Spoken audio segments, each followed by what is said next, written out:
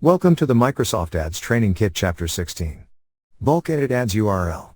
In this video tutorial, we are going to take a look at how to bulk edit ads URL, step by step. So let's get started. So from our Microsoft Ads dashboard, select all campaigns and then select ads and extensions. From top here you can select all ads or unselect the one you don't want to edit. Or you can manually select ads you want to edit.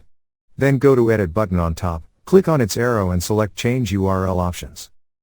From here, you can set action, set value for tracking, enter URL suffix, custom parameters and save changes.